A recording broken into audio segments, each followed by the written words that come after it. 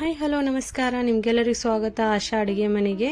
ಇವತ್ತು ನಾವು ಬದನೆಕಾಯಿ ಎಣ್ಗಾಯಿನ ಮಾಡೋಣ. ಇದನ್ನು ಮಾಡೋದು ತುಂಬಾ ಈಸಿ, ಅಷ್ಟೇ ಟೇಸ್ಟಿ ಕೂಡ ಆಗಿರುತ್ತೆ. ಇದನ್ನು ಒಂದ್ಸರ್ತಿ ಟ್ರೈ ಮಾಡಿ ನೋಡಿ, ಬೆರಳು ಕೂಡ ನೆಕ್ತೀರಾ, ಅಷ್ಟು ಟೇಸ್ಟಿ ಆಗಿರುತ್ತೆ. ಹಾಗಾದರೆ ವಿಡಿಯೋ ಇಷ್ಟವಾದರೆ ಲೈಕ್ ಮಾಡಿ, ಶೇರ್ ಮಾಡಿ, ಸಬ್ಸ್ಕ್ರೈಬ್ ಮಾಡೋದನ್ನು ಮರಿಬೇಡಿ.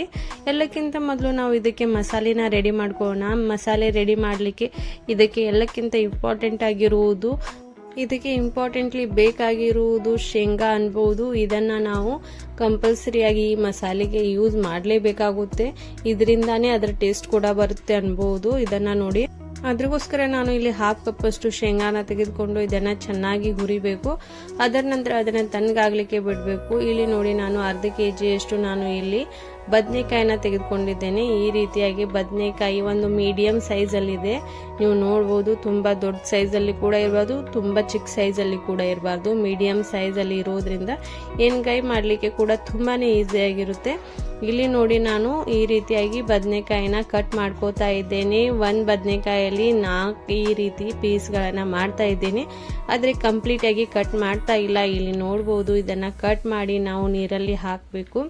ಅದರ ನಂತರ ನೋಡಿ, ನಾವು ಇಲ್ಲಿ ಮಸಾಲೆನ ರೆಡಿ ಮಾಡ್ಕೊಳ್ಳೋಣ. ಇಲ್ಲಿ ಮಸಾಲೆನ ರೆಡಿ ಮಾಡಲಿಕ್ಕೆ ನಾವು ಹುರಿದಿಟ್ಟಿರುವಂಥ ಶೇಂಗಾನ ಹಾಕಬೇಕು. ಅದರ ನಂತರ ಒಂದು ಮುಷ್ಟಿಯಷ್ಟು ನಾನು ಇಲ್ಲಿ ಕೊತ್ತಂಬರಿ ಸೊಪ್ಪನ್ನು ಹಾಕಿದ್ದೇನೆ.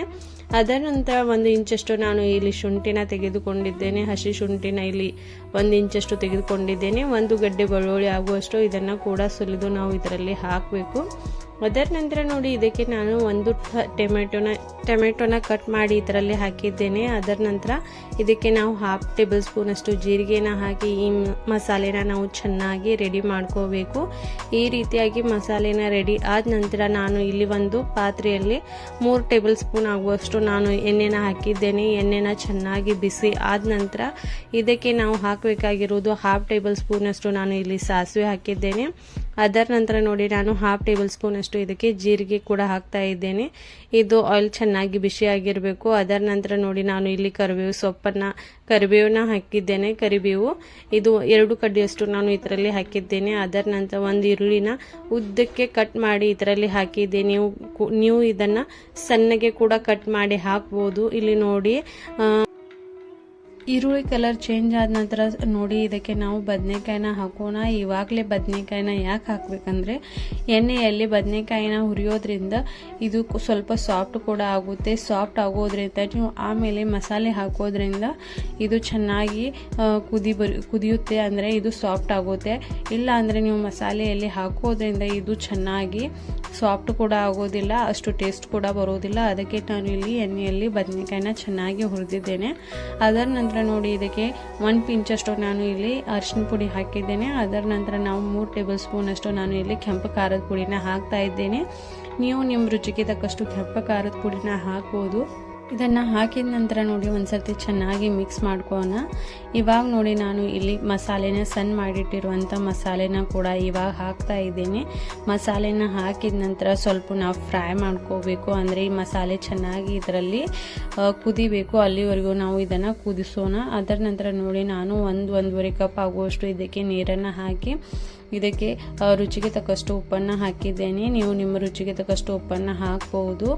ಉಪ್ಪನ್ನು ಹಾಕಿದ ನಂತರ ಒಂದ್ಸರ್ತಿ ಚೆನ್ನಾಗಿ ಮಿಕ್ಸ್ ಮಾಡ್ಕೊಳ್ಳೋಣ. ಇದನ್ನು ಮಿಕ್ಸ್ ಮಾಡಿದ ನಂತರ ನೋಡಿ, ನಾನು ಇಲ್ಲಿ 1/2 ಟೇಬಲ್ ಸ್ಪೂನ್ ಅಷ್ಟು ಗರಂ ಮಸಾಲ ಕೂಡ ಹಾಕಿದ್ದೇನೆ. ಈ ರೀತಿ ಹಾಕಿ ಚೆನ್ನಾಗಿ ಕುದಿ ಬರೋವರೆಗೂ ಇದನ್ನು ಬಿಡಬೇಕು. ಈ ರೀತಿ ನೀವು ಬದನೆಕಾಯಿನ ಎಣ್ಗಾಯಿ ಮಾಡೋದ್ರಿಂದ ನೋಡಿ, 1 ಅಲ್ಲ 2 ರೊಟ್ಟಿ ತಿನ್ನೋರು ಕೂಡ 3-4 ರೊಟ್ಟಿ ತಿಂತಾರೆ, ಅಷ್ಟು ಟೇಸ್ಟಿ ಆಗಿರುತ್ತೆ. ಒಂದ್ಸರ್ತಿ ಟ್ರೈ ಮಾಡಿ. ಇದನ್ನು ಹೇಗಾಗಿದೆ ಅಂತ ಕಮೆಂಟ್ ಮಾಡಿ ಹೇಳಿ. ಇದೇ ರೀತಿಯಾದ ಹೊಸ ವಿಡಿಯೋಗಳನ್ನ ನೀವು ನನ್ನ ಚಾನೆಲ್ ಮೇಲೆ ನೋಡಬೇಕಂತ ಇದ್ದರೆ ನನ್ನ ಚಾನೆಲ್ಗೆ ನೀವು ಎಲ್ಲಕ್ಕಿಂತ ಮೊದಲು ಸಬ್ಸ್ಕ್ರೈಬ್ ಮಾಡಿ, ಬೆಲ್ ಐಕನ್ನ ಒತ್ತಿ. ಇದರಿಂದ ಎಲ್ಲಕ್ಕಿಂತ ಮೊದಲು ನನ್ನ ವಿಡಿಯೋಸ್ಗಳನ್ನ ನೀವು ನೋಡ್ಬೋದು. ಹಾಗಾದರೆ ನೀವು ಈ ವಿಡಿಯೋ ಇಷ್ಟವಾದರೆ ಲೈಕ್ ಮಾಡಿ, ಶೇರ್ ಮಾಡಿ, ಸಬ್ಸ್ಕ್ರೈಬ್ ಮಾಡೋದನ್ನು ಮರಿಬೇಡಿ. ಇದರ ಜೊತೆ ರೊಟ್ಟಿ ಕಾಂಬಿನೇಷನ್ ಪರ್ಫೆಕ್ಟ್ ಆಗಿರುತ್ತೆ. ಟ್ರೈ ಮಾಡಿ, ಕಮೆಂಟ್ ಮಾಡಿ. ವಿಡಿಯೋ ಇಷ್ಟವಾದರೆ ಲೈಕ್ ಮಾಡಿ. Thanks for watching this video. Thank you so much.